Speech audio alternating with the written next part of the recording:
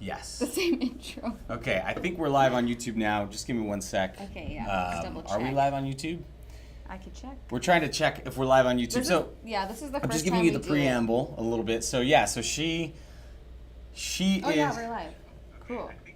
Okay, so I'm gonna let Natalie go ahead and start things off because I have a tendency of just talking.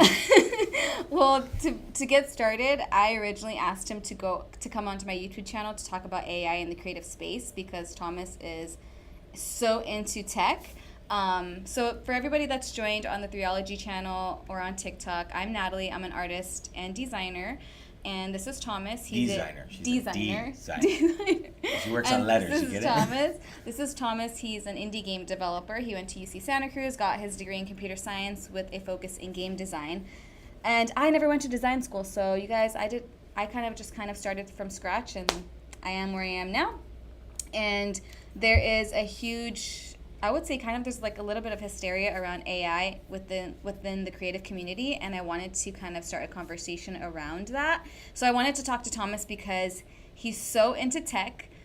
When ChatGPT, I can never say it correctly. When ChatGPT, she probably says it when wrong. ChatGPT when it was first coming out, he was like telling all of our family and friends, "You guys, this thing's coming out. It's going to change the world. It's going to change your life. It's going to change everybody's lives."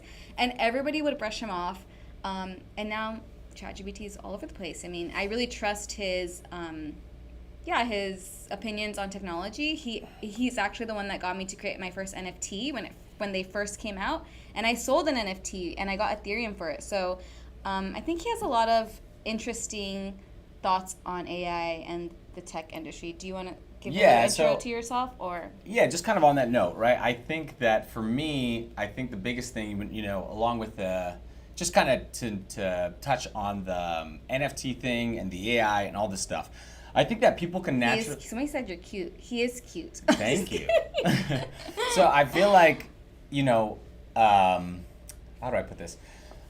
Yeah, you caught me off guard with the cute thing. It's like, I'm speechless. So I think that there's this natural hesitancy when it comes to new things, new technology, for people to have a lot of opinions, right, and be fearful, but people don't often, test the waters, try it out, really try to understand, like, what is this thing? So I feel like I always try to learn as much as I can about new technology and really try to go into it with an open mind and ask myself, how is this going to change my industry or other people's industry? How is this going to help? I think that's ultimately the goal of technology, right? Which is it should help you do something. And I also think it's good to sort of test the waters and try things out. So in terms of the NFT thing, for example, I know that's kind of a dirty word sometimes, I just feel like you can't, it's easy to be a bystander or whatever and talk and have opinions on things. But you should get your hands dirty, and be willing to say, yeah, I don't really know what this is. I don't really understand it, but I'm willing to try it out.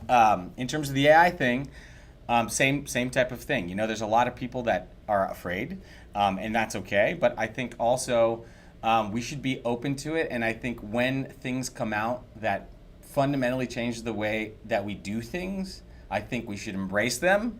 We should get on the train, and we should learn them as fast as possible. So that's just my preamble before all the questions, and I don't know. Yeah. So thank you for that.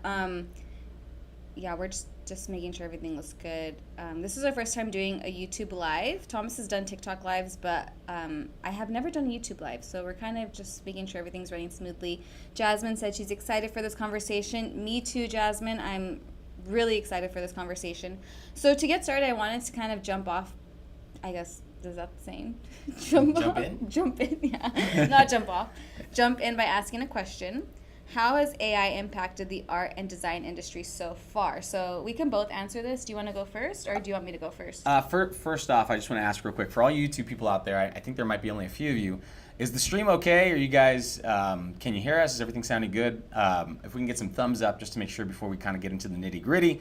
As Natalie said, this is our first time doing this, so I don't know if anybody's there, if anybody can comment. If you don't, I'm going to tick silence is good. If I don't hear anything. But yeah, just want to make sure everything's good. So yeah, and I'll be posting this live on my YouTube channel too. Okay, so I see nothing, so I'm going to take it as everything. Oh, sweet. Awesome. Jasmine, thank you so much. Thank you, Jasmine. Okay, go ahead. Sorry. So my first, and And by the way, anybody on TikTok or YouTube, feel free to ask questions in the comment or join in on the conversation. Yeah, and feel free to share too if you guys Yeah. want to include more people in the conversation. Yeah, so the question was, how has AI impacted the art and design industry so far? So I think I'll go first. Yeah, go ahead. Because I'm in that industry. Well, if you guys already know, like, there's a lot of AI image generators out there. So us as artists, like I'm a hand lettering artist, I do illustration and hand lettering. So literally I can type in a prompt into something like Midjourney or Dolly and it can create art for me. So that is like the thing that's going on right now where artists are like, wait a second, like this AI can create images. It can copy artist styles. Sorry, you got an eyelash. Go ahead. I guess this is a question for you, kind of jumping off that question. Yeah. Can these AI image generators copy my art style? So I think it would depend. So let me preamble again. I'm always trying to make sure that people have a good understanding of where I'm coming from, right? Like I am by no means an expert on AI. I'm a programmer by trade. So if you are an expert on AI, feel free to correct me. I'm just coming in with my own knowledge and my own understanding from what I've learned and read about it because, you know, I think this is maybe just one backup step. I think a lot of people maybe think like AI, programming, same thing, right? While you certainly use programming to train AI, they're kind of different fields. So just want to put that out there. But you asked, can AI copy my art style? So a lot of this depends on the training data, right? So when you use these image generators, you could say something like, yo, I want to do this image, create this image in a style of Art Deco. The reason why it understands Art Deco is because there's a ton of training data around Art Deco. So there might be images online, and underneath, let's say they're labeled Art Deco. So when they're training these things, they have essentially people tagging the data to make sure it's clean. So an image, and then make sure, is this Art Deco? Yes, you feed that into the image generator or the training, the thing that you're training, the image generator, and it starts to learn what Art Deco is. So for your case, if there's not a ton of training data on what Threeologie's art is, when people say, create this image like Threeologie's style, it might not have a good understanding of what that style is because maybe there's not a lot of data or pictures. So it's kind of similar to, you can think of it almost like humans, right? Like if I introduce myself to you for the first time, and you meet me, like I said, just one time, and then somebody says, Natalie, you know, what's Thomas like? You would probably say, well, you know, I've only just met him. I don't really know. But if you've known me for years, right? If there's a ton of quote unquote training data, right? 10 years of knowing me, that's a lot of information.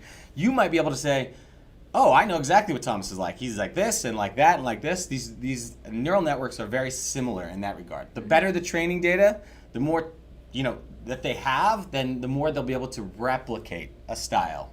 Yeah. So I guess Does that make sense? Yeah. So obviously my style is probably not. I would assume that it's not in these like, I guess these image generators, like they're not trained on my style, or are they? Because my images are on like the internet, which is like public viewing. Yeah. So you know. I think, to be honest, I don't know if I have a great answer to that question, but as far as I know, I think that things like ChatGPT and maybe even Dolly, Dolly is the image generator from OpenAI. I believe that they are using, you know, public internet images and data to train their large language models and image generators. I think, I could be completely wrong. So if you post something publicly, I think that could be used as training data. But to be completely transparent, I think that is a question we're still trying to figure out, is if that is allowed and or if they're doing that at all. I could have complete like outdated knowledge on this, but I think a lot of them probably are and maybe are not saying that right now because there is this legal gray area. For like artists trying to protect their art as well, like designers, creatives trying to protect the things that they create. And like that's why, for example, I believe Meta had just said that they're going to start training their AI model on like the images on Instagram. Yeah, that makes sense. And so they're giving the option to opt out of that. But yeah, that's kind of where a lot of artists and designers, I'll just say creatives in general, where they're kind of, you know, they're getting a little upset, like, why is this happening? They are losing trust in these big companies. Like, I've seen a lot of comments telling me, like, oh, do you really trust them? Do you really think, like, even if you opt out, they're really not going to be training their AI models on your images? So there's a lot of, like, fear around this. For me, particularly, I feel like I'm not really scared about it. I kind of am really more intrigued by it. I feel like the world's changing so fast with technology, especially with AI, and I'm really curious where it's going to go and how it's going to transform my career. Like I think I am going to have to adapt to AI. I am going to have to adapt to these image generators because in my opinion, they might get really, really good really fast.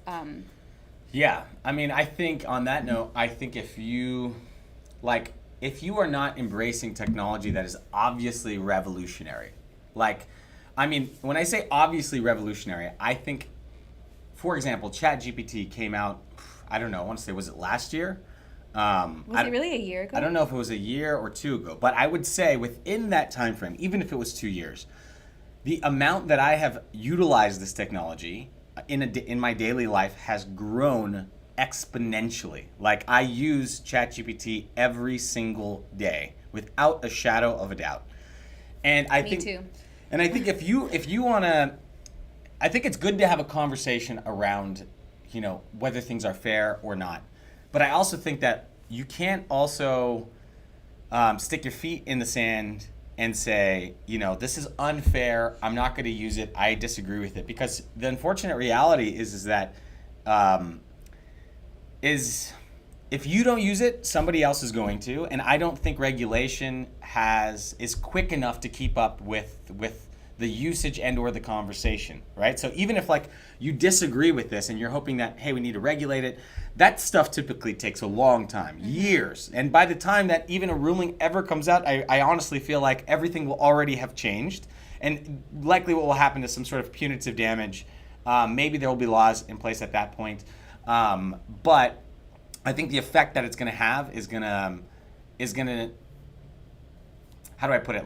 It's already going to have this massive impact, right? So you're going to be left behind. If you wait for 2 years until some regulation plays out or whatever it may be to sort of start adopting, I just feel that you've wasted 2 years to learn the tool and become great with it, Yeah. Yeah, so I think that's a good. Do you mind if I? Oh no, yeah. So, somebody just said something on the chat. Sorry, I didn't see you. No name. Okay, so Marshall. So you said you think it's not fair if the source of that data doesn't receive any equity from using their work or art. I would agree. So that is honestly the interesting conversation here, right? I think that's also artists, that's one thing we wanted to focus on, right? So one thing I was talking to Natalie about the other day, which is interesting, is that if you put your art online, right? So that's public domain. You're putting it out there. That doesn't mean to say that people can resell it, but you are putting it up for a person to look at and quote unquote be trained on in a way, right? If I see your art and I like the style, I would say at this point I don't know if it's completely fair game, but it's going to be hard to argue if I kind of replicate your style, whether I'm copying you or imitating you, right? That's going to be inspired by you. That's tough. So if an image generator is trained on that public data, I don't think they're the same thing, but I do think it's interesting in that these models are emulating the way our brains work, these neural networks, right? Yeah. So it's just interesting, right? I think that's why there has to be some legal conversation, because I do think that I guess I'm just trying to say in terms of compensation, if you're putting these out in the public domain, is it fair game? Is it fair game? Yeah. Because that's a hard question. I guess I thought it was really interesting because we had talked about this on Friday, and you were saying before these AI models were out, we as humans on the internet were kind of like those neural networks you were saying.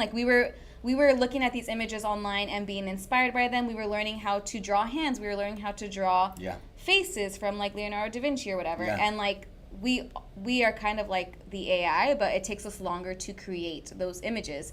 But now there's actually these AI models that can learn really fast and create something really fast. And now we're hold on, wait a second, you can't do that.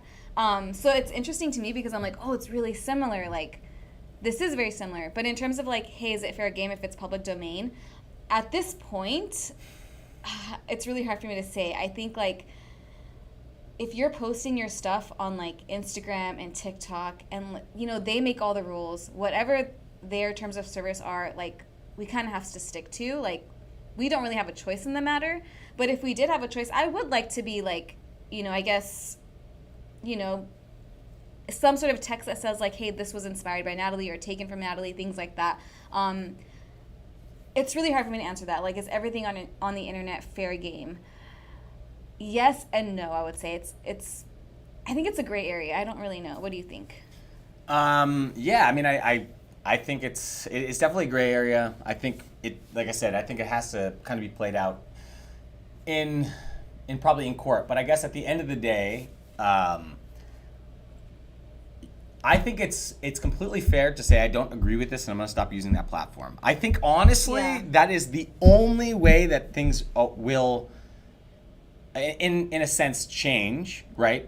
Or you'll have any trajectory, right? Change, because I think law is going to take too long. Yeah. And I think that at this juncture, the only way that you could say like I disagree with this, you using my stuff as training data is you go off the platform and use somebody else, because at that point you're not giving your data to them to make their models better. Yeah. I think that's probably the most effective way. Yeah.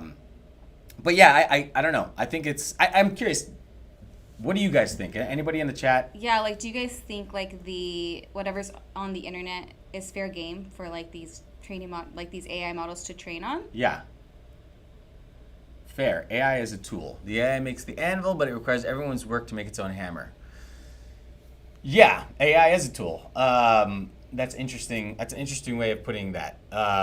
Sorry, I've just got this chat request. So is a tool that AI, I have to think about that. The AI is an anvil, but it requires everyone's work. Yeah, that's actually 100% a good way of putting that, right? Can you explain? Like, so what's an anvil? An anvil is like the thing that you use to shape metal, right? That's the portion on the bottom. And then the hammer is like, you essentially have to craft that sheet of metal on top of the anvil by hitting it. And so the way that I'm understanding that is this metal is the thing like these image generators, right? The way that they become amazing or able to do what they do is by using data, right? Like the hammer, to shape it over and over and over, and then that becomes its own thing. Right? So the only way that you could actually create a nice image generator or anything, large language model, is you need high quality data. And the only way that they could have high quality data is here's the crux of it. If you give it to them, I think that people got away without, they were using public domain stuff, and now we're at this weird point where we're kind of asking if the public domain stuff is fair game for these companies to use. So this is actually just a quick side note. This is actually why a lot of these companies nowadays, like Reddit, have locked down their APIs, because they know, right before, a lot of these APIs were free to use. So you could get the images from Reddit or from subreddits or whatever, and you could use that to train your own models on. So Reddit and all these other big companies are not stupid. They're not going to just let the competition be trained on all their data and then potentially replace them, right? So they locked it down. They made it a pricing model, and realistically, every company out there that is a large one that has some data is going to be looking to use that data to train their own models, I think, to specialize in certain areas. So it's funny because the TikTok chat is always the TikTok chat's always like, there's always good questions, and then there's a crazy I definitely don't know everything. I just want to say user 3485799. I don't. I genuinely 346712345. I don't know everything. I'm just kind of speaking of my own experience. Yeah, so before we started this, we're not experts. We just wanted to open up the conversation and talk about it. But I wanted to jump into another question. Yeah. So how can AI tools help artists save time and improve efficiency? Are you asking me? Or are you? I'm asking you, and I'm asking like everybody like watching. What do you guys think about that question? Like, yes. So I think I mean not even just artists, like creatives, like you make video games. Yeah. So how does let's focus on image generators first of all. How would that help you as a creative? Okay, so I mean a big thing is, as a creative, I think it's interesting just conceptually, right? Like so image generators are kind of tough, but you could use that as sort of like a baseline, right? So in the video game industry, for example, now we're getting really good at being able to generate textures. So in video games, like when you look down at the ground and you see dirt, okay, for example, that dirt had to come from somewhere. So one way that you could get that dirt texture, that look, is you could literally take a picture of dirt out in the real world, and then you can tile it and blur the edges. So it's just, you have repeating blurred, patterned dirt. Instead of doing that now in an image generator, I could say generate a dirt texture, and I could even say I don't have to blur the edges because I could tell the image generator make it seamless, meaning that when I put it back to back like this, you won't be able to see the seam. So if I wanted to create a really interesting, like let's just say I wanted 100 different dirt looks, I could go to an image generator and say like, give me 100 different dirt patches. Or I could say, maybe I want bricks, right? Give me a seamless brick texture. Now I can make a wall in a video game look like bricks. There's more to it. I could even say like a depth texture, which is like a way of making the bricks look, like where you have put the grout in, make that part look a little deeper. So you could start to generate all these things that were normally had to be handcrafted in something like Photoshop, which is kind of insane. Which also leads me to my next question.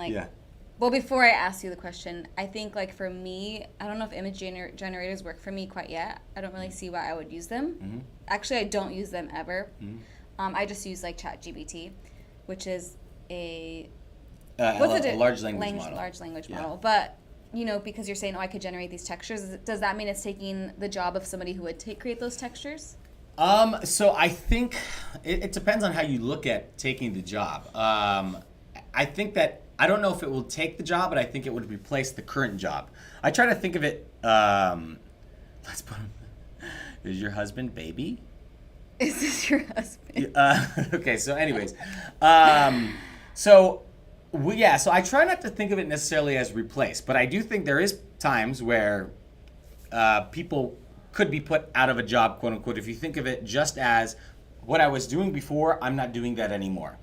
So we talked about this the other day in the movie The Matrix? Light and Magic. Oh, yeah. So in the movie Light and Magic, the documentary, they were talking about how, when animation tools came about, that the old way that you would do things is stop motion, right? So you literally had to create a model, then you take a picture, then move the model, take a picture, then move the model, take a picture, and then one day, maybe not one day, it was over the course of a lot of days, like they realized, hey, we could put this data from the model in a computer and then animate it. And then you don't have to rig this thing up, remove the lines, all this stuff. So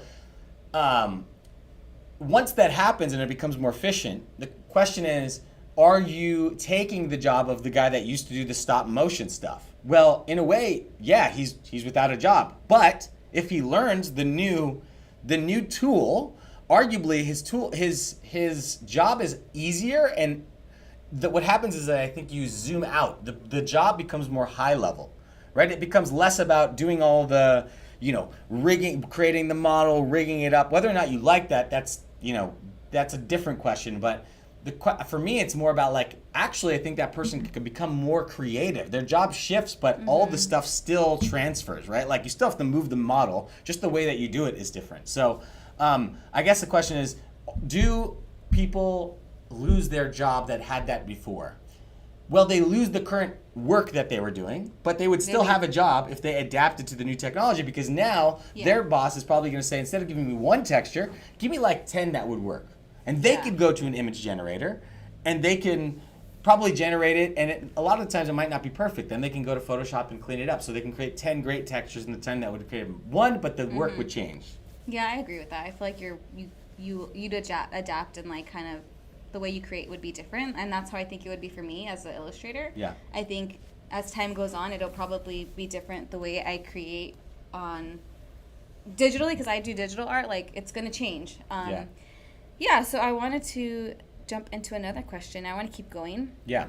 So let's talk about innovation and inspiration. How can AI be used as a tool for inspiration and idea generation?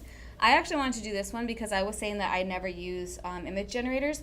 I remember I did use it once. I had this idea in my head to create a illustration of something. I don't remember exactly because it's been a long time, but I asked maybe Midjourney or some image generator, hey, can you give me an idea for this type of illustration? Obviously, whatever it created, that's not my style. I just needed some sort of little bit of inspiration because I felt stuck, and it gave me this image, and I felt like really inspired, and I felt like, oh, I could create something now. Like it gave me so many ideas to implement for my own style. So that's the way I was using image generation at that point. I haven't used it in a while, but now that I look back on it, I'm like, oh, that was a really great way to help whenever I was like in a creative rut. And at that point, I was in a huge creative rut, and I was like, I have this idea in my head, I can't put it on paper, I just need help. I describe it to the image generator. They popped up something that obviously was not in my style, not anything I probably liked, but I was like, it gave me a source of inspiration where I felt like, ooh, I feel like creative again. So that is honestly, in my opinion, one of the most profound ways that AI is changing the way we work. And I think if you guys are not using AI like this, you're not using it to its full potential, because I honestly use it like this the majority of the time, which is that AI is an amazing soundboard. It's almost like having like a mentor in a field that you're interested next to you at any time, which is like profound. So when I get stuck and I'm like, let's say I'm programming something, a lot of the times I'll have like be faced with, let's say, an architectural decision. Let's say like, oh, I need to program it this way or this way. Normally before, let's say ChatGPT, I know I'm shifting the conversation a little bit, I would just kind of gruel over this, right? I would just, I don't know, well, make a T-chart, whatever but the kind of the amazing thing is now I can just go to ChatGPT and say, hey, this is what I'm thinking about. These are the decisions I have. What would you recommend? Tell me why. And it would come back with me if its thoughts. And I know that it's literally using the knowledge of almost humanity in a way to give me back that answer. And I could pick it to pieces. I could say, okay, I see you recommended this, but I also have this requirement, and I could really drill down like another human, right? Like if I had another programmer friend, this is the stuff that I would do. And it sounds very similar for image generators, right? That's exactly it. It's like, how is it any different than going on Instagram and trying to find a specific thing to be inspired by? Does that make sense? Because, for example, like with video games, when you're conceptualizing something, a lot of times you have these mood boards. Yeah. Right? And you have to, And the mood boards inspire you. Like you're trying to put a finger on like what style you're going for.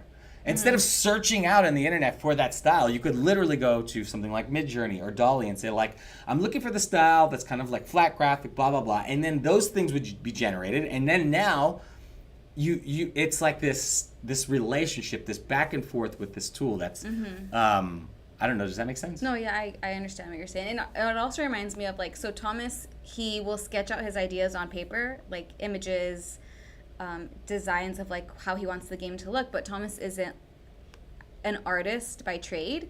So you'll see a lot of stick figures, although your illustrations are really cute and adorable, but you could see he's trying really hard to kind of get that thought out of his head of what he imagines it to look like.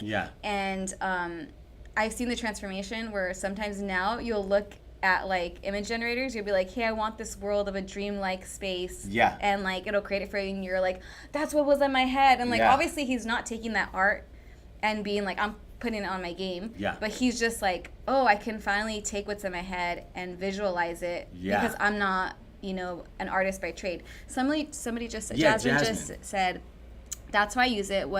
What gets generated is never perfect and ready to use, but it's a great source for building a sketch of what I'm visualizing. Absolutely. Yes, I 100% agree. Yeah, sorry, go ahead. No, I 100% agree. Just thinking about this, like I've done that once, and I was thinking like, why don't I do this all the time? Yeah. Like I just have never, and this is the thing, like we are slowly kind of understanding the ways we can use the technology. Like we're not going to know it in a day. I feel like just having this conversation made me think like, oh, I did this before. Why don't I do this again whenever I'm in a creative rut where I feel like I can't get what's in my head out? Yeah. That's a great way to use image generators. And I just kind of had this thought, but so for me, I think the fundamental shift, the thing that's really fascinating about this stuff, and maybe this is why it scares some people, is that before this technology, right? Like let's just put like pre-LLMs, model image generator models, neural networks, all this stuff. Like when we wanted something out of technology, we would have this idea, and then we'd say like, go do it, right? And it was a one-way conversation. It was like, I want you to do this thing, and I use technology to do it. So Photoshop, it's a one-way conversation, right? You sketch it out, and then you use that tool, amazing, right?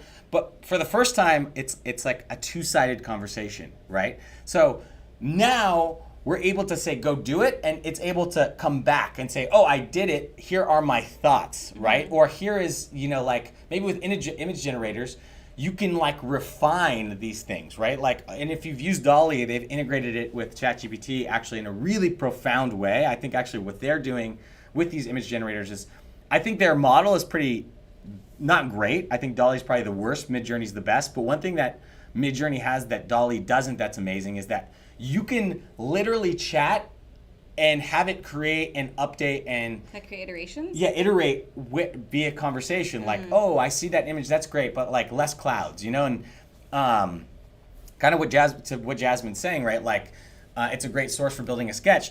You can kind of almost like iterate with it, have this conversation, get it to a point where you're like, oh, okay, that's kind of what I was going for. That gives me like a really good baseline. Maybe you don't even use that thing at all, but now you kind of have a good idea of like how to lay it out, and maybe in your own design language, or even taking components of it, right, and pulling it into your stuff. So when you use ChatGPT, if I ask it to prompt an image, like, is it using Dolly? Yeah, Dolly. Oh, so I don't have to go to Dolly. You no longer have to go to Dolly specifically. You can literally just say like, hey, ChatGPT, can you create me an image of clouds? And it'll be like, sure. And then in the chat, it'll be like, here's some clouds. I did not know that. And then you could say, that's great. Can you add a person? It'll say, yeah, give me a sec. And then it'll create a new image with a person. So like I said, Dolly I don't think is that great, but where they're headed in that conversational thing I think is pretty cool, especially if you're trying to conceptualize something.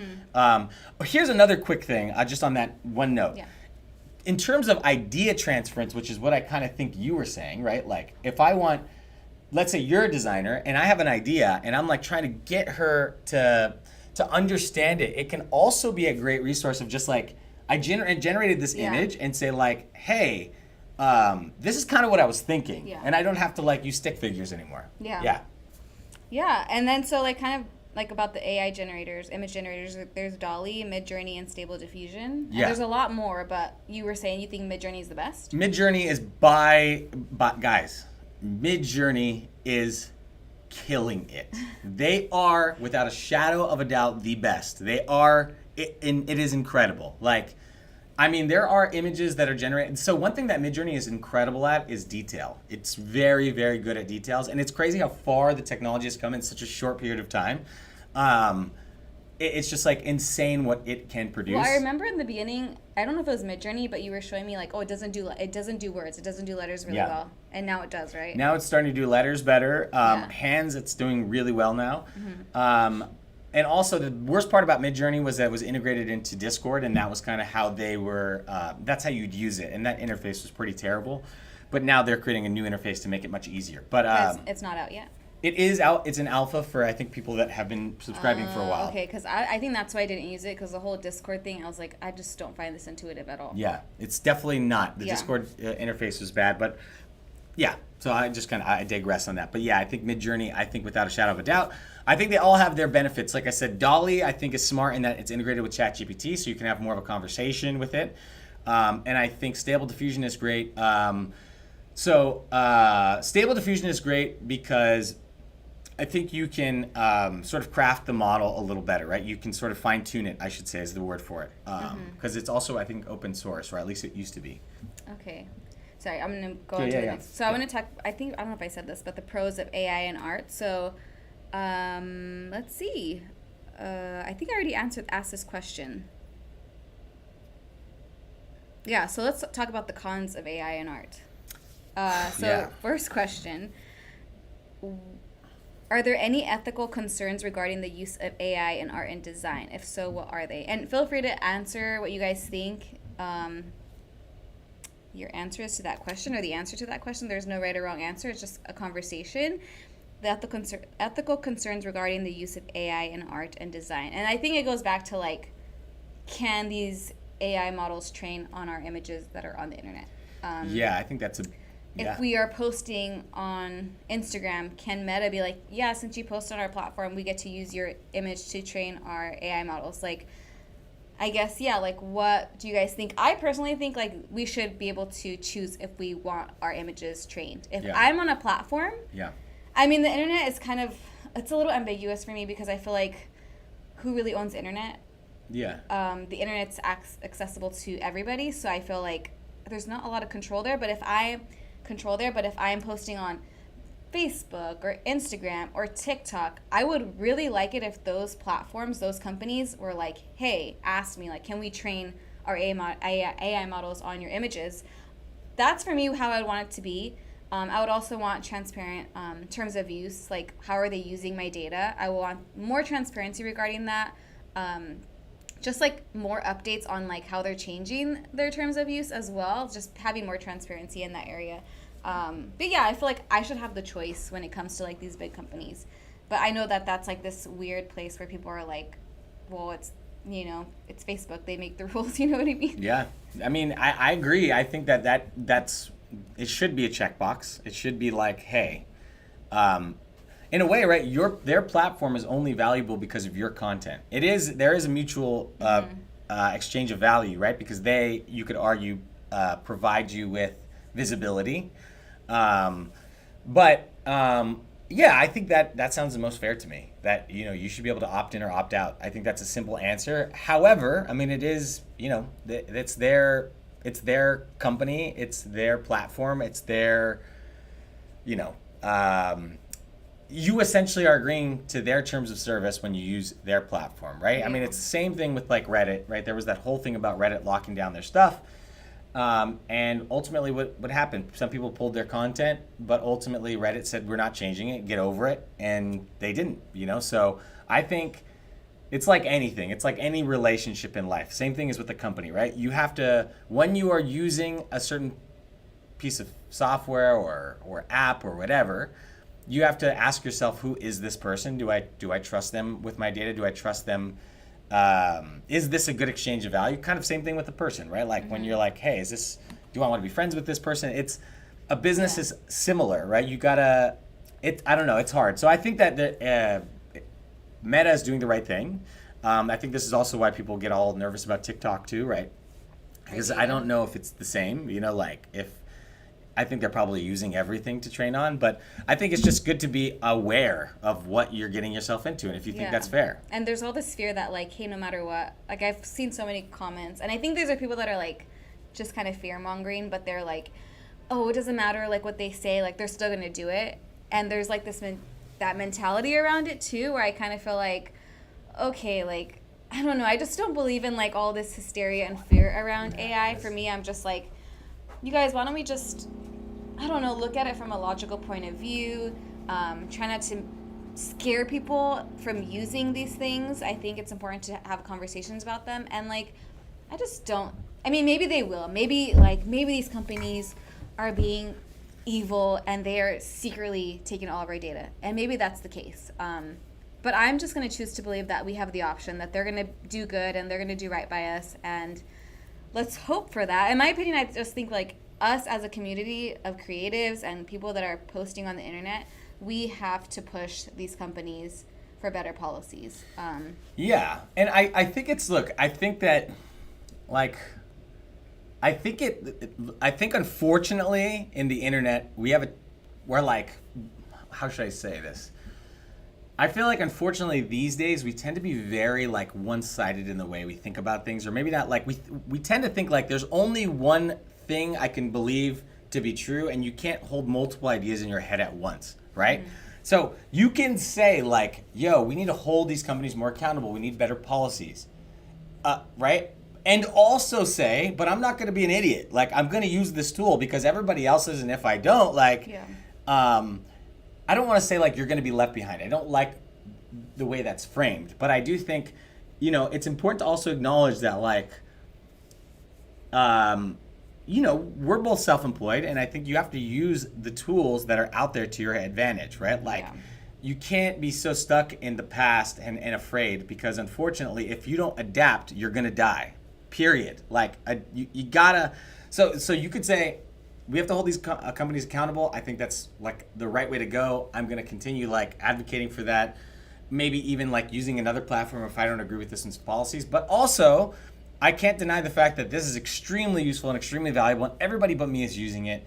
So I should probably learn this tool too. Like, you could have two thoughts in your head at one time, and both of them can be true. It doesn't have to be mutually exclusive. It doesn't have to be like, either they give me an opt-in box, I have an opt-in box, and I'll use it, or I don't, so I'll never use it because it's not ready, if that makes sense. Yeah. Yeah. Yeah, I agree with that. Good point. By the way, if anybody wants to jump in and ask questions or just make some comments on the conversation, feel free. We can see the chat on the screen. Yeah. But yeah, feel free to jump in at any moment. I mean, I think it's fun to kind of talk about this and get everyone's point of view. Thomas is, I would say, from a huge technical standpoint or point of view. Oh yeah, you're saying like that I have. You have a very technical point of view of things. Yeah. But also, I feel like you're very like, you also see like the other side of things too. Like, you're very unbiased in that. I don't think you're like all for like certain things. Yeah, I try to be unbiased. I try to kind of keep things, in the middle. But yeah, no, I'm curious. I mean, this is a conversation, right? I think this is just, we just thought it would be fun to talk with each other and others. So if you guys have any questions or comments. You guys want to say. But I'll just let you guys kind of think about it if you guys want to say something. But I know we kind of talked about this already, but like, how do you think AI will affect job opportunities for artists and designers in the future? I mean, I think it was just, in terms of AI, I think like we're just going to have to change the way we do things. Maybe the way we create is going to be different. Maybe we're going to be working directly with an AI every day to create things. Maybe it's just adapting. Yeah, I mean, I don't know if we're going to get there in my lifetime. I'm not sure. I think we will. Oh, you think we will? You're saying we'll have to change the way we do things? Like, me as an artist, I create, on Adobe Fresco on the iPad, and I do work on Adobe Illustrator. Like, do you think in my lifetime that's going to change? Like, am I going to be working with an AI in like 10 years? I think it's a probability. Yeah. I think here's my thought. I'm not sure how like probable it is, but I try to think of it in terms of like, damn, these things are accelerating faster than we ever thought possible. I mean, if you think of like Moore's law, like, so Jasmine real quick said, I don't think it's there yet, but I do agree that we should adapt and use it more of a tool. Yeah. So I guess on this note, I think, look, genuinely, like, I don't know if you guys know Moore's law, but it's like the amount of transistors in a circuit will double every 2 years, right? Meaning that like, essentially, we're going to have more and more capacity to do things like technologically from like a hardware standpoint every 2 years, right? And if you guys have looked at an exponential curve, it goes up and to the right, which means that every 2 years, things are going to feel like they're moving even faster, like light speed. So I just feel like from my standpoint as a programmer, I think it's much smarter to bet on the probability that I'm going to be doing less programming in the future than to try to think, oh, my job probably won't change. That's where my mentality is at. I just think I'm just prepping myself for the fact that my role is likely going to change. How I do work is likely going to change. Because I think if I don't, and if you don't, you're going to be in a worse off position in 2 years. So how many years do you think until your work is changed? I mean, can you get so or make fundamentally already, guys, fundamentally in the last 2 years, my work has changed. Fundamentally, has already shifted. I now program with an AI assistant beside me every day, and I would never want to go back. Genuinely. What is the AI assistant you use? So it's called GitHub Copilot, and it's integrated into you can think of it like a text editor if you're writing notes. I'm sure people have kind of experienced this already similarly. Like Gmail has like an autocomplete. So in my development environment, it's similar. Like as I'm programming, it might say like, I think you meant to do this next, right? Like, and give me like a paragraph or give me like, and it sort of just like reads my mind. It's sort of like a little buddy that's like, hey man, did you want to type this? And that saves me time, right? So you could almost argue already fundamentally my job has changed because I would never want to go back. So I feel like that's more integrated into your work, programming, like actual but you're programming. saying like image. Well, I'm saying for you, But for me, designing and creating images, like the actual act of like, using the pen tool and Illustrator to create designs, using the Apple stylus to design and illustrate on the iPad, no AI use in that way. Yeah, yet. but I think that for me, I think what's going to end up happening is that we're going to become more and more high level in our job, what we're doing in our day-to-day. So I think that, for example, like, I don't know if you guys have seen these yet, but this is kind of another part of the conversation that's super fascinating to me, is like these video generators, these AI video generators. That's crazy too. So how much B-roll do you guys think is being utilized on the internet in terms of, like, especially in this video, social media video landscape, right? I think there's a ton of people putting B-roll in their content, like in terms of clouds and, I don't know, people riding horses as background, whatever. Like, I would think that technology is going to be like used quite a bit in the future, right? And so imagine one man now is able to sort of say, like, you can already kind of go and get B-roll, but now as one person, I could sort of say, like, oh, I want some B-roll to do this. Yeah. So my thought is that in the future with image generators, I think it might be similar. And we kind of are already there. So maybe it will never replace image generation, because maybe there's always going to be this evolution, this back and forth, but you can almost argue that maybe it's going to be better at isolating pieces.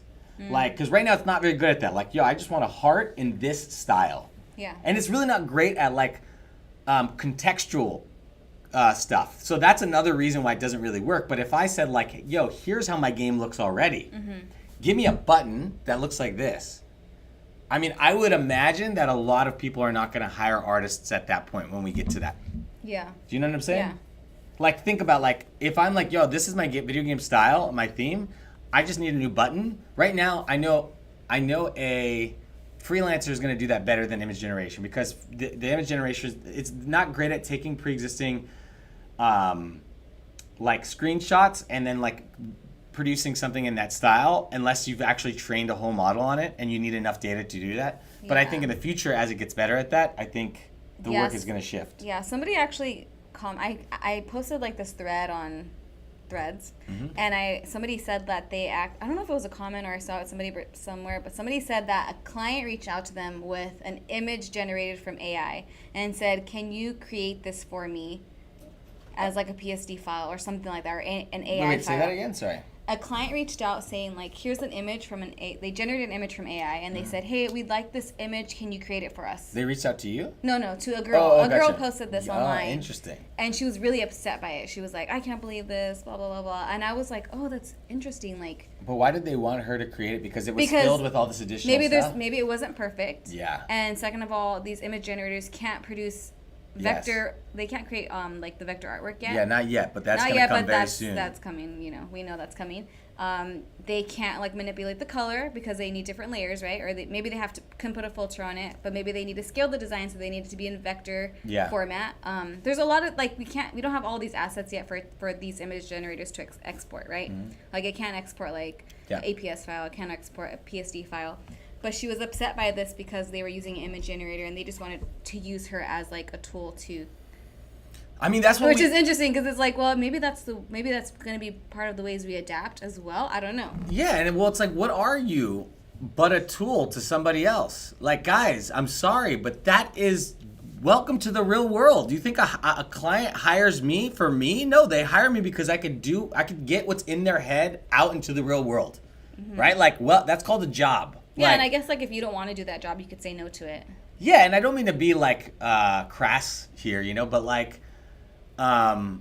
Look, people, we all have things in our head that we want to get out into the real world. And we're going to take the path of least resistance to get there. Unfortunately. Yeah. Why don't you ride a horse to work every day? Because a car is going to get you there faster, right? Like, to me, this is kind of obvious, and I don't mean to be mean, but I just think if you are aware what's coming, then you'll be better able to adapt to that future, right? So like maybe hey, like I will never be able to do 50 images as fast as an image generator, but knowing that that's coming, like you can, like have you guys ever seen? Sorry, Emily also said, how did you come around to accepting AI integration? I'll get to that in 1 second, but I just want to say like it's sort of like it reminds me of those later seasons of The Office, right? If you guys are Office fans, shout out. Office is the shizzle. Office. I'm trying not to cuss because I'm on YouTube, but I do like to use profanity quite a bit. That's an understatement. That's quite an understatement. But I was going to say, in The Office, it's funny because they're like, they're competing against like these major, like paper companies, and they're like, dude, we can never meet their margins, right? Like, there's no way. We're like a 100-person team. These guys are a 100,000-person team, right? Like, so, like, what do? You don't try to compete on their margins. You're always going to lose. If in an image generator, you're never going to be able to produce that many images. You're never going to be able to, like, you have to understand that that technology is going to do certain things very effectively. What are you good at? You're good at being a human, right? Like, so in the office, they're like, yo, we're a smaller company. We're good at that personal touch, right? So I think it is good to just be honest and be aware and try to be like, hey, yeah, like, this tool's going to do this better than me, but maybe I need to sort of differentiate in another way. Yeah. Or maybe sometimes you also have to see the handwriting on the wall and say, like, oof. Like, I honestly think, I genuinely am at the point with my job in a way where I'm like, oh man, I might not be doing a lot of programming in the future. But that is what people already do when they become managers. They're like, wait a second. In order to get more done and create a bigger game, I have to program less and tell other people what to do more. That's essentially what's going to happen, guys. Like, we're going to be telling AI more of what we need to do, the low level stuff, and we're going to become higher level. But that also means we're going to be able to be more creative as a result. Yeah, I feel like that too. I think we're going to be able to be more creative. I think. So I know I talked a lot about that, but I got really pumped. But I was going to say, how did you come around to accepting AI integration? I'll let Natalie answer that first, because I've been talking a lot. I think the way I came around to it is honestly because of him. Like I said, Thomas is like super into tech, and I love I'm always brushing him off because Thomas loves to talk about crypto. He loves to talk about AI. He loves to talk about anything new in like the tech space. He loves to talk about.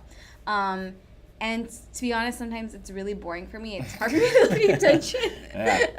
But sometimes he's really pushy. Like, you need to try this tool. You need to do this. Just try it. Just do it. Just try it. He's just really pushy, and I'll be like, okay, fine, let me try it out. And then I'm like, oh, this is pretty amazing. Oh, this is really helpful. Yeah. First, like the chat GPT. Let's say it 3 times fast. ChatGPT. Let's go. 3 times. So hard to go, say. come on. Come on, live. Can she do it live? Let's go. ChatGPT. I said it. What's your rapper name? No, but with ChatGPT, you're like, just try, use it in your workflow, like use it, like, and I'm like, I don't know how I'm gonna use it, and you're like, just use it. And then I figured it out. I was like, oh my god, there's so many ways to use this. And I didn't even think I told you I was using it. I just started using it like every day. That was one of the things. And then also like, well, NFTs you told me to do. I did the NFT and I sold it. And like, I honestly have to give that to you because I was like, I don't really want to make this, but I'm doing it because you're telling me I need to make an NFT. And I did it and I sold it for Ethereum, which is really cool. I think I did one more after that. I didn't sell it. But yeah, that was cool to get into that space. I'm trying to think of what other things you've told me to do. But ultimately, like, the reason why I've gotten into it is because he will just push me to do things. I'm so far from being a tech person. I am like the opposite. I'm unorganized. I do not like talking about technology or Ethereum or crypto. It bores me to death. But sometimes I'm really intrigued. Like when it comes to like my space, I guess like my worlds of art and design, I like talking about it. But like in other terms, I'm like, okay, whatever, I don't care. But you definitely pushed me to get into that stuff. So what about you? I feel like it was easy for you because you love it. Well, no, honestly, I was gonna say this is interesting. So I do love that stuff because what I love to do is get things out of my head, create more things, right? So I always see technology improvements as potential to like get more done. So in some ways, right? Like, well, not in some ways. Creating video games is really challenging, okay? Like the big games take a lot of people, a lot of coordination, a lot of time, a lot of money. I would say I've never made a movie, but I think it's like making a movie, but I think it's actually harder than making a movie. I have no idea, but I feel like it's harder because nothing that you see on the screen like was just there. You have everything that you see on screen you have to actually like have built out or pull in or anything like that. But actually, who knows? Maybe making movies harder because you have to organize more people. But all that to just say that making games takes a lot of time, is a lot like very challenging, and so I always look at these tools as like, wow, like maybe I'll be able to create more games in my lifetime as a result of these tools. But I was gonna say in terms of like, the integration with the tools, how did I integrate it? Was it easy? So here's like an interesting story, right? I love technology. I love this stuff. But when I first started like hearing about GitHub Copilot, which is this tool that integrates in my development environment. I integrated it and I started using it, and it's funny because immediately my thought was like, as it was like trying to autocomplete, I was like, actually I kind of hate this thing. It's like annoying me, right? Like it's just like constantly trying to predict what I want to do next, and it was kind of like an annoying person next to me that's like, hey, do you want to do this? And I was kind of just like F off, bro. Like let me just get in my zone and do my thing, you know? Like I know what I'm doing. And it's funny because I forced myself to use it for a month. And at the end of the month, I was like, I don't like this, actually. I think it's annoying. I don't think it's there yet. And then I stopped using it. And I want to say like a month or two passed, maybe longer. And I was like, you know what? Like, I kind of started to think about it differently. Like, it's not, like things that are revolutionary are not going to feel like a straight up enhancement. It's not going to feel like, sort of like, how do I put this? Like it's going to do what you already do, but faster, right? It doesn't feel like that when it's like a revolutionary tool. It feels like you have to change along with that thing on how you do things. And if you're hesitant and you don't embrace it, it's going to feel like it's slowing you down because you're like still wanting to do things the old way, but faster. And I think with revolutionary tools, it doesn't work like that. You have to learn how to work with that new thing. Yeah. Right? And so after that 2 months, I was like, you know what? I'm kind of ready to learn how to work differently and see how to work well with this tool in the hopes that it's actually going to make me way more productive. And when I came to it with that mindset, genuinely I feel like, I was like, oh, snap, like, okay. Like now I get it. And also I think the tool improved in that time frame too, don't get me wrong, but yeah. I know I rambled on about that. No, I love hearing how you use AI tools in your work and then how I use them. But I feel like AI is more integrated into like programming in the programming world. Well, it's kind of actually what's happening with Adobe, real quick. I just want to say, because Adobe is integrating it directly into your tool suite now. Like you don't have to go to another tool. That's true. I didn't even think about that. So yeah, if you guys use Adobe, like Adobe Illustrator, you can use text-to-vector graphics. I know that's like you can't say the A word right now. I know. Adobe is like a big thing right now. I don't really want to get too much into it. But I do want to say like you can use Adobe like AI tools. Like in Adobe Illustrator, you can use text-to-vector graphic where you can type into the prompt like, hey, create me an image of a mouse in an icon format, and then it'll like create that image for you in a vector format, which is amazing. It's really cool, but I don't think it's there yet. I don't use it as often. And just to be clear, I actually think what Adobe's doing is pretty dope. Me too. Yeah. I know this is like a touchy subject. I love what Adobe's doing. I think they are really pushing forward in terms of AI. They embraced AI. You know, maybe it took them a little longer to embrace AI, but I would say like they embraced it and they're putting it in their tools, and I think that's 100% the way to go. I think if they weren't doing that, we wouldn't be using these tools in the future. So I feel like it's really awesome to see them integrating AI into their tools. So you can also with Photoshop, you can do like the generative expand, which I love that feature. If you, let's say I upload an image of a 9:16 image, it's me and Thomas, 9:16, I could do expand and it'll create that background for me. I use this for like YouTube thumbnails. Like if I just have an image of me and it's a small one, I'll just use the generative expand tool.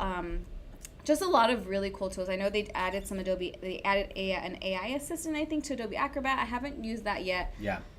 I'm trying to think of all the other tools. There's Firefly. You could go on Adobe Express and use their generative image, Firefly, which generates images. You can remove background. The AI will guess what background you want to remove, and it can remove it for you. So that's like the thing too. And I love that too. Yeah, I was gonna say that's the thing too that I was kind of saying of like, you know, with these individualized pieces, right? Like think about it. Like, I mean, I'm sure art is the same thing as programming in that like there are things I love to code and there's things I don't. And I'm sure art's the same way. Yeah. Do you like to do all of the art, or is there some stuff where you're like, oh man, those clouds are going to be a pain in the ass? You know, like I think for me it's color. Yeah, so that's... I think color is a pain in the butt for me, which I wish I could like Adobe Illustrator has this tool, like they have the color, like you can have the AI produce color palettes for you, which I don't think it's there yet either. I don't really use it as often, but if once it gets better, I could see myself using it all the time, because I feel like for me, color is not like my favorite part of the process. Yeah. It's actually just illustrating and designing is my favorite part of the process, not really so much color. So I could definitely use that. And it's interesting because it's literally almost like you're outsourcing that aspect of the thing you don't like to a computer, essentially. Sorry, go on. I was going to also say, Jasmine, I don't know if you're still with us. I don't know if you have any questions or thoughts. Or anybody else for that matter. Viewing, again, feel free to comment and, say what you guys think. If you guys disagree, tell us you disagree. If you agree. Yeah, Brady Wolf. See you in here, bro. Brady. Brady? Did I say Brady? I think it's Brady. Yeah, I think it is Brady, but I don't know. My brain's not working. Okay, I'm going to jump into another question. Oh, okay. Somebody said, what are some of the most impressive AI generated artworks you've seen? What? Who said that? No, this is some questions that I wrote. Actually, I didn't write down. I used ChatGPT.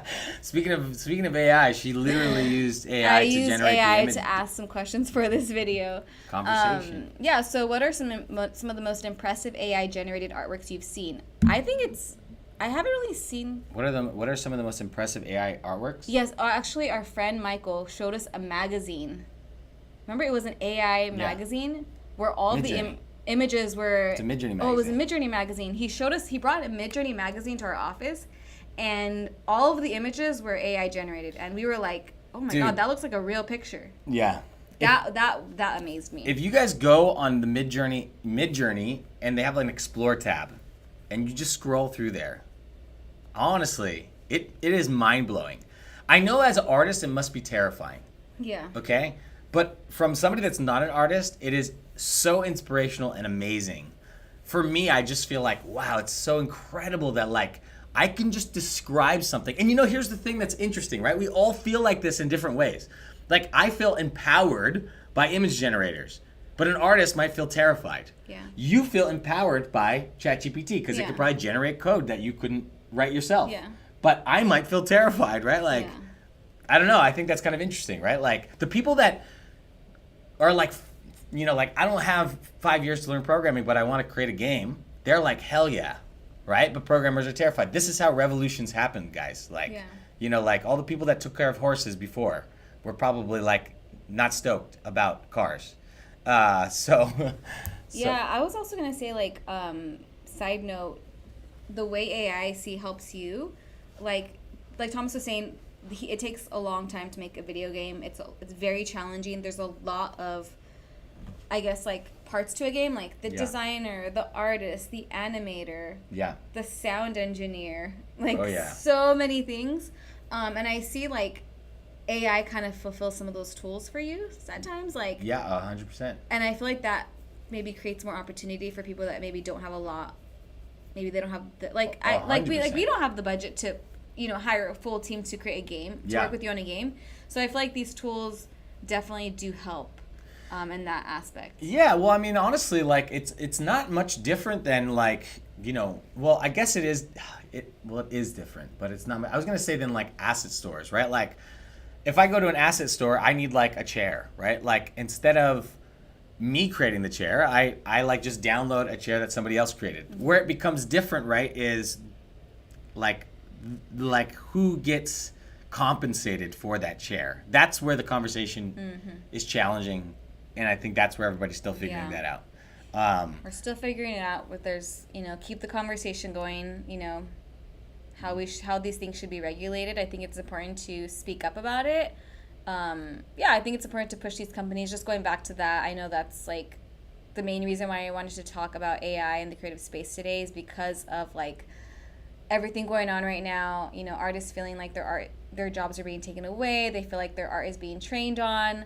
That it's so easy to create art with these AI models. I feel like it's important to say out loud what you guys think. I think the only way for change is for us as a community, as people living, I think probably, would it be the U.S., that for U.S. companies to I guess the U.S. companies Meta, for this, because we can only change it, right? The citizens are. Yeah, you're saying that we can only implement laws for the companies that are in the U.S. Yes, but I feel if the companies are in the U.S., I think it's important for us. That's actually a very.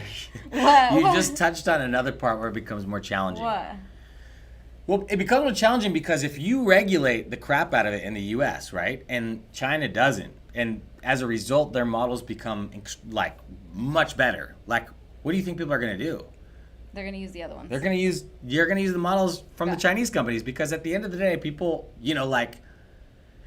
that's the hard part about progress, right? It's like, we don't live in a vacuum. It's not just the United States, right? It's like the whole world. And the whole world, all these countries are competing against each other, all the companies in these countries. So, I mean, it's like not to get into crypto, but it's kind of a similar conversation, right? Like, if this country regulates the crap out of crypto and doesn't do anything, but this country doesn't, and you're a free country, so you have access to, the tools, whether it be AI, crypto, whatever it is, from other countries, right? Then unfortunately, it's like, okay, like, in a way, sorry, I'm just kind of taking a tangent here, but it's like Microsoft and phones, right? You had Google, you had Apple, and you had Microsoft, and they were all, at one point, they were like trying to dominate the mobile market, right? They were trying to create these operating systems. And what happened is Microsoft, they were late to the party, right? So they didn't create an operating system good enough, early enough, so who got adoption? Apple and Google. Microsoft created a mobile operating system, right? They did, but by the time they did, nobody wanted it. Their market only could support 2 people. So the country of Microsoft lost that battle for the next 10 years and all of the money that they could have gotten as a result. So now who benefits? Google and Apple. Maybe that's, I don't know, Italy and Mexico, right? Like, they bet on crypto, or they bet on AI, so they had these policies that made it very open or whatever. Their models became better, so everybody gave their money to these countries and they benefited. So it's funny because, yeah, we vote for what's in this country, but we have to keep in mind that what we vote for, it's not in a vacuum. If we vote for these like super strict regulated policies that hamper these companies from creating more unique, useful models, then you could argue that in the long run, we're actually gimping U.S. citizens, because all the jobs that could have been ours in that space won't be available, because all the companies that will have profited will not be in the United States. They will be in other countries. Wow, I'm getting really meta. Drop the mic. Let's go. We're out. Cut it. I'm just kidding. Emily asked, do you think that the wealth that AI generates aggregates towards the top companies? Do you think that the wealth that AI generates... So that's a great question. Oof. Yeah, then it becomes down to like, well, who is ultimately winning this battle, right? So like, if the U.S. sort of wins, well, who wins? Is it the citizens, or is it the companies and the managers at the top? Oof, that's a tough one. I don't know if I have the answer to that right now. So let's see. Do you think that the wealth that AI generates aggregates toward the top companies? So I think that, in a way, right, like, what is it, like in a gold rush, what do you want to sell, right? It's what's the saying? You want to sell the tools that get you the gold or something? Yeah, right? So like, it's sort of like, who's going to win? Who's going to generate the most money? The people that are creating the tools around these things. So the people that are creating the models, the people that are building the hardware that these models are trained on, right? Not investment advice, but NVIDIA, right, is building GPUs that were used for games, then became used for crypto, now is used for AI models. So these people that have these tools that are powering the next wave, those are going to be the guys that benefit. However, here's the thing, and I believe in this. I think these tools create huge opportunity. Guys, who benefited when mobile became big? Of course, Google and Apple benefited, right? But you know who else benefited?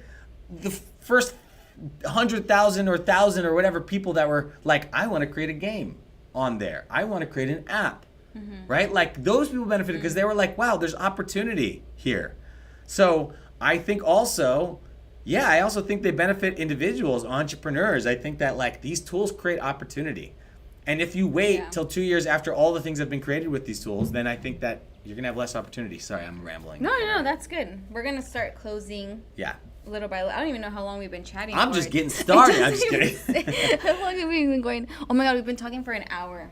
Wow, that's a long time. So I think to answer your question, to put a nail on it, do you think that the wealth that AI generates aggregates towards the top companies? I think that the wealth is going to aggregate toward the people who build the tools that create the tools that benefit everybody. E.g., Apple and Google are the biggest benefiters from mobile, but they spent a ton of money getting to that position, and they helped, I think, build a lot of people along the way. Are those like?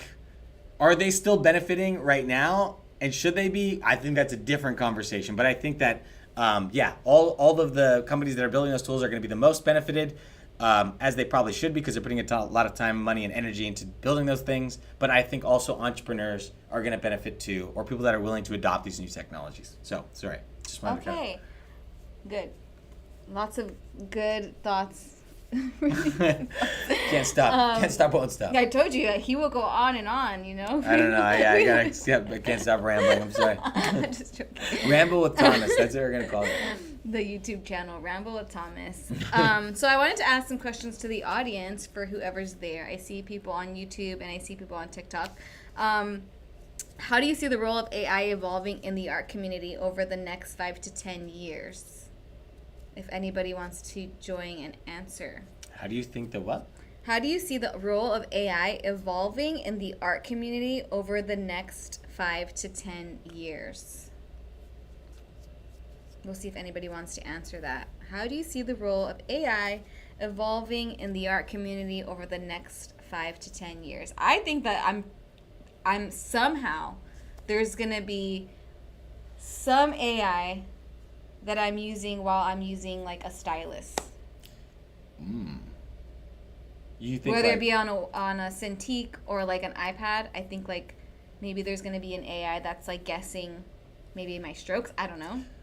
Well, I think it's going to become, I think one way or another, I think you're right, because I think where this is all going is it's going to Like be tools, right? Like it's going to be much more tightly integrated into our environments, whether that be like the iPad OS, Mac OS, also like in these like legacy tools like Photoshop, Illustrator. For me, what that means is Unity, right? My game engine. They're already starting to integrate tools right in the game engine. So like right when you need it, like right now when we need these tools, we had to kind of go outside the tool to something else. Yeah. I think in the next 2 years or so, we're going to be able to be like in our thing and be like right there, boom, like give me this thing. Well, it's kind of interesting because Apple their new phone is going to have ChatGPT, right? It's going to be integrated, with like, ChatGPT. Like literally everything is. Yep. Yeah, which is and literally if the thing you use every day, you're going to be able to use it all the time. And Jasmine said, so that would be pretty cool if it could help. Sorry. There's a little icon. There's a little icon right next to us. Give me 1 second, Jasmine. I'm on a. Oh, there we go. Okay, so that would be pretty cool if it could help me be better with the pen tool and Illustrator. That's a good point. And that's what I was thinking too, like in terms of creating paths on Illustrator, I just imagine like maybe an AI helping me with those paths in some way. I can't really think about how that would work, but I know the pen tool is like really challenging. Like even when I first started using it, I was like, this is so confusing. This is so difficult to get a handle on it. And like, I don't even think there's a precise way to necessarily use the pen tool. I think you kind of have to develop your own process for using the pen tool. So I think like, I think that would be pretty cool to have AI kind of assist us. Maybe an AI tool that's assisting us in learning certain aspects of the program too, which would be kind of cool. Like whenever there's a new feature, like maybe there's an AI assistant that's like, here, do these little projects really quick to help you learn this really quick. I don't know. Yeah, or even just, so if you were to feed all the data of your interactions, for example, of like let's just dream for a second. Okay. Yeah, like let's just say you're using Photoshop or Illustrator on your Cintiq or in your iPad. Yeah. And one thing that could happen potentially is like, if literally, let's say Adobe is feeding all of your interactions back into this model, right? Like, like pen tool, and then like she colors the background, blah, blah, blah. What could potentially happen too is like automated suggestions. Like after you finish like a shape, it could be like, do you want me to like color the background of the shape? Or like, hey, I think you're trying to do this. Like, do you want, because like it could just be more predictive on what your next thing you want to do is, and just like sort of automate that along the way. Maybe also the mundane tasks. Yeah, tasks of like, I need to send this to a client. Oh, yeah. Send the artboards. We need to get all these artboards sent. I don't know how that would work with the AI. So that's assistant kind or of, something. yeah, and that's, so like sort of last piece of all this. And one other thing is like one big piece that I feel like there's entrepreneurs attacking, and I'm sure other companies are attacking, is like this idea of like an AI agent, which is kind of what you just said. Like an agent is sort of like the next level, which is like, hey, we can have a conversation, but imagine I could just set you out on a task. Actually, this is already happening. So Microsoft owns a company called GitHub. GitHub is where most of the open source code lives today. Okay, GitHub won the war on open source, and that's where all the open source code lives. So this is already kind of happening, but think more task-based. So like less small interactions, but more like, yo, I want you to create a piece of art and then send it to a client and then invoice them. And then this AI agent can sort of do that, right? Almost like how we talked about ChatGPT. Like you're saying, like they do the art and they do the invoice? Yes, all of that. So pretty much like your whole job. Yes. So you're saying like the next level is going to be like... Yes. Or that's it's an agent, like almost a human, like almost like you're hiring a contractor to do a job. They finish it. They do all the stuff along with it. That is so weird. And then like, so basically no more job. I don't do art anymore. I just tell the AI like, hey, I need this design with this, this, and this. Yes. Create it for me. Okay, it gives it back to me. Change the color, do this. Yep. All right, that looks great. Send it. Precisely. Actually, that's kind of cool. It's kind of amazing. That is so pretty right cool now. In a certain way. Yeah. So right now, guys, one thing that's kind of crazy is like GitHub. I think they just talked about this at their latest conference. They're doing it so that you can, before, like, you could open up an issue on like a repository, say like, yo, this thing is like broken, or a feature request, like I want this to do this, right? And so when that happens, the person that owns that code repository can say like, oh, a lot of people want this feature, and it's like documented, and they go out and do it, right? And then they try to pull that code in. Well, now GitHub is sort of integrating this agent in that like you can open up an issue, and then it will take that prompt, and then it'll be like, go and do it, because it has access to your code base, and it goes and does it, and it says like, hey, here's the feature, I built it out for you, the bot, and then it'll open up a pull request. Essentially, that just means like the AI is saying, hey Thomas, I finished this feature, can you review it? And then I can be like, that looks good, this doesn't, have a back and forth, boom, boom, like literally like a contractor that I hired, but integrated. Crazy. It's insane. So I think like that's Jasmine kind of where says, it's like, going. AI as my junior designer. Yeah, that's Jasmine, Yeah. literally, that is exactly what I think, that's where things are headed in a way. Or even like you become the creative director. Yeah, exactly. Like you're like, okay, like I'm past like the mundane tasks of like using the pen tool. Like, okay, now, hey AI agent or whatever, like create these assets. Let me see them. Let me review them. Like yes. So, but if you think about it, that is what technology does, right? You become more high level in the things that you do. So, like right now, when you guys create art, think about this, right? Like you create art on the iPad. Like back in the day, if you wanted to create art, you had to know how to like mix color, right? Yeah. Like, do you guys ever think about mixing color right now? No. Like your job became more high level. You're like, I don't have to think about mixing color. I just pick from a hexadecimal code of what color I want. Yeah. Because we've all agreed that. Like, I think that for the most part is too mundane. Some people probably love it and they have carved out a niche.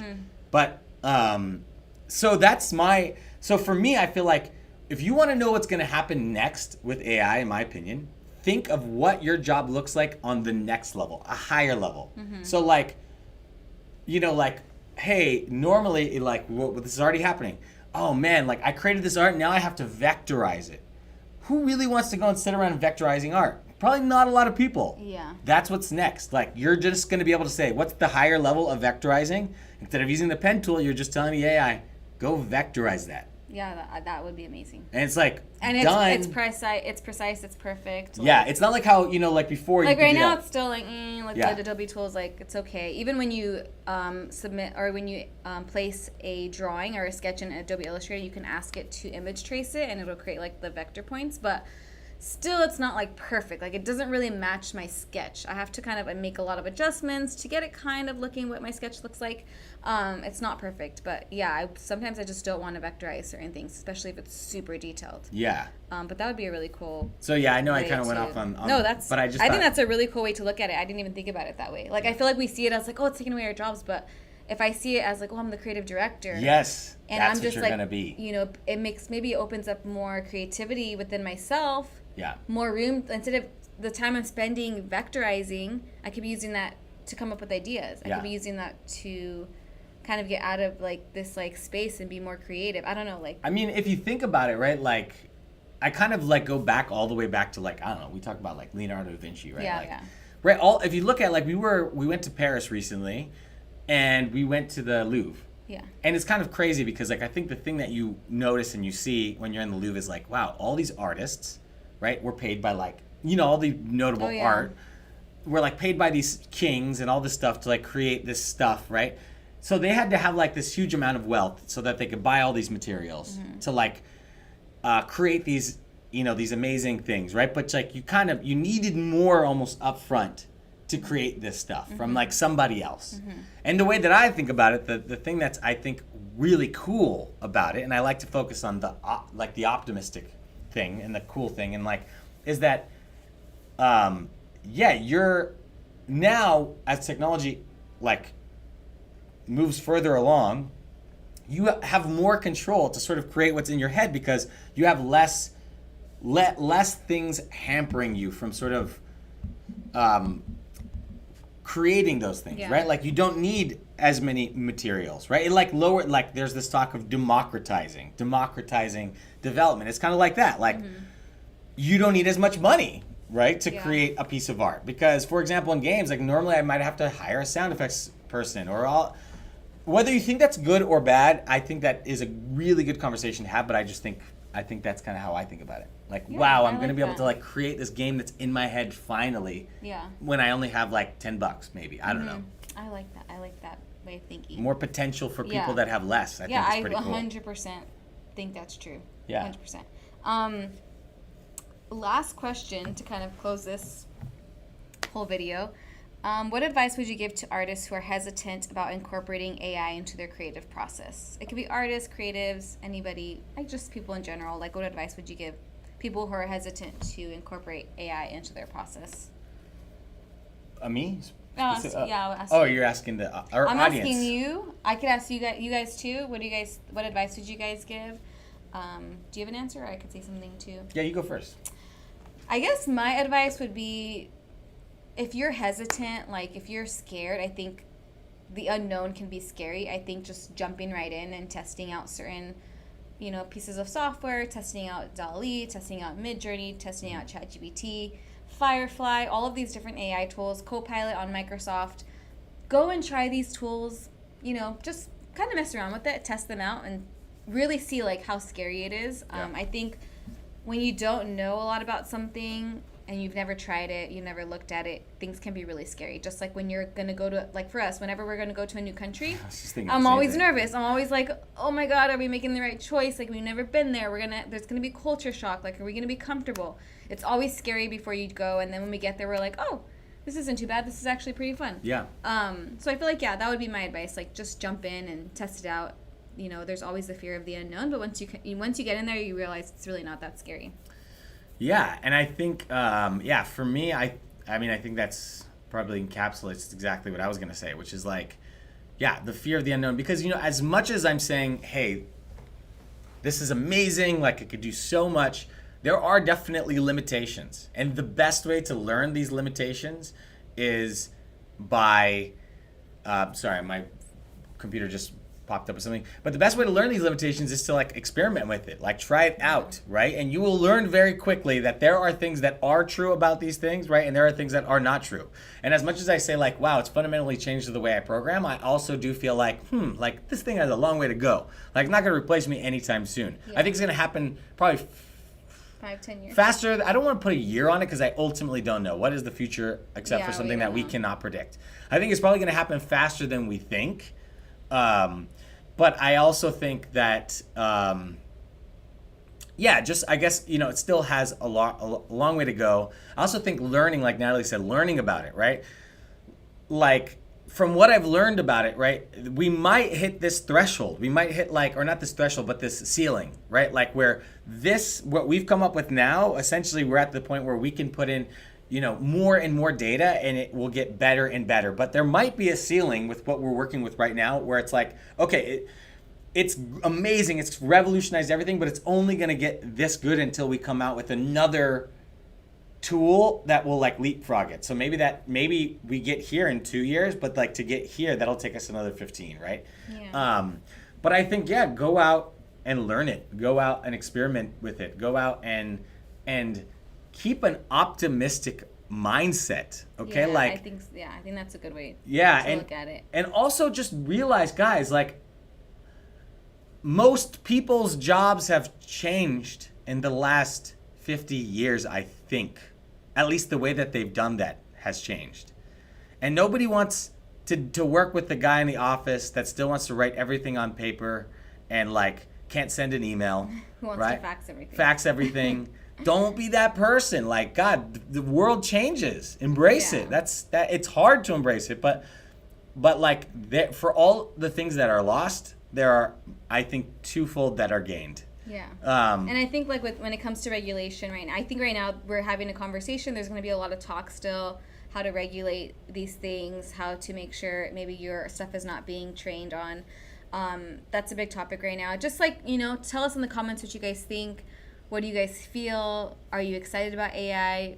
Did this talk make you feel more inspired to use AI, or did it make you feel like I do not want to get into AI? I think this was a really good conversation. Can I say one last thing? Yeah, go ahead. Okay, so one last thing. Look, I don't want like my final words that people kind of are left with to be sort of like, oh, this guy thinks we should be all in and sort of like throw the baby out with the bathwater and like just embrace all these companies, give them all our data because it makes our lives better. That's not what I'm saying. Okay, like if that's what you think I'm saying, you've gotten the wrong tidbit at the end. What I'm trying to say is like we should be critical, right? Because these companies are benefiting on the things that we create. So we should be critical and we should try to make sure that we are being fair. Yeah. But we should also keep an open mind and be willing to try new things as well. And I think that the way that we move forward and we embrace these new tools, I think we got to do so holistically. Like acknowledge that they're revolutionizing everything and they're making us better, but also keep in mind like, hey, we want to make sure that in the long run, we do this the right way and like we think about maybe how we should be compensated along the way. And I guess I'm just trying to say like, whoever tells you that this is binary, like you're either in or you're out, I know for a fact that they are wrong. Like you can come at me however you want for saying that, but I agree. I really believe that. I think that the world is not a binary place. And I think whenever somebody makes it simplistic, I think that likely those people are leading you astray. And I'm not saying I'm completely right, but I just think like, let's try to be holistic. Let's try to realize this is a gray area. Yeah. And things are changing, and things are changing. People are nervous about certain things, but I feel like raise your voice if you feel like you don't agree with something in terms of like these companies. I think it's important. Absolutely. As artists, like that is your stuff on the internet, that is your stuff on Instagram, TikTok, absolutely. Pinterest. Like right now, Pinterest, we don't know. What if Pinterest is training an AI model on all of the images you post? Like we don't know. Yeah, we don't know. And I think this is going to be happening more often. Like these conversations are going to pop up. But I guess let's try to be positive and I think just be positive and keep an open mind. Also investigate. Try not to talk about something that you haven't really given a shot. And also vote. That's another thing. That sounds like maybe it sounds political, but also vote with your dollar. Vote. I think that's also in general. That's also how you to enact change. So, I guess last thing is what does anybody have final remarks or questions before we bounce? Sorry, I know I talked a lot. That's why I invited you to talk, because I like to talk the point of view that you bring to the table. Well, if there's any questions, I'll just give it a second. But thank you guys for joining our Let's Talk AI in the Creative Space. Let's Talk AI in the Creative Space. If you guys want to have see more of these chats, let me know in the comments. If you guys would be interested in another topic. I think this was fun talking about it. I'm sure I'll post the video on YouTube. I think it should go up. I don't know how long it takes, but I'll post the live, and then you guys can comment and we can respond to you guys on there. But thank you guys for joining us. I think that's it. Yeah, so sorry, I know I just blew up the mic right now. yeah, so the next live, I don't know. I think we're still figuring that out. I think we just thought this would be fun, and Yeah. maybe we'll make this a regular thing if people are interested. But yeah, I'm not really sure. Yeah, we'll see. Oh, final thing. Is there anything that you think people should know about, like, in your stuff before we go? About Threeologie? Yeah, I don't know, like. Yeah, I guess, like, if you guys don't know me, I'm Natalie. I run the account Threeologie on Instagram, TikTok, Pinterest, YouTube, Threads, X, although I don't really use X. I'm on all those platforms. I'm a hand lettering artist and designer, and I work with brands around the world. I create art, I sell courses, I sell digital content and digital tools for artists and business owners. Yeah, so that's me. Yeah, so Thomas Brown again. I founded Breakstep Studios, which is an independent video game company. I have a small game out right now called Commands and Earth. You guys could check it out. I'll put it in the description. Yeah, so I still plan on adding a lot more content to that, but it actually should be on sale pretty soon here on Steam, and it's also available. It's available on Steam, Android, and iOS.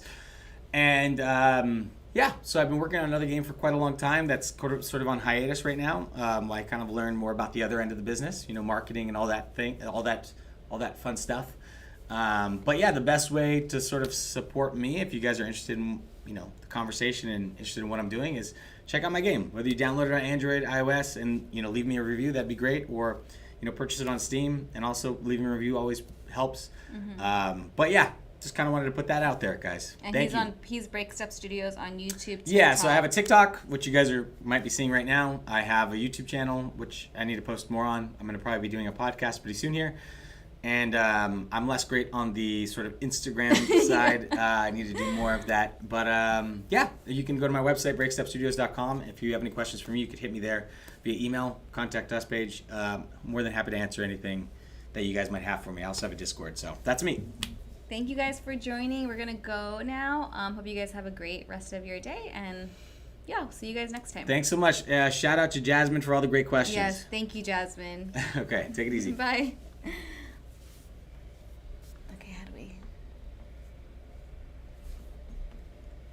I don't know how to turn this off. To reconnect. Oh, wait. Oh, you're welcome, Jasmine. Well, I'm almost trying to figure out how to. Thank you. Thanks for being there. And like I said, really appreciate all the great questions. And I also appreciate your positive take, and also just being a kind person. The internet can be a scary place sometimes. So thanks for being a nice, kind person to hang out with. Thanks for hanging out with us. Take it easy.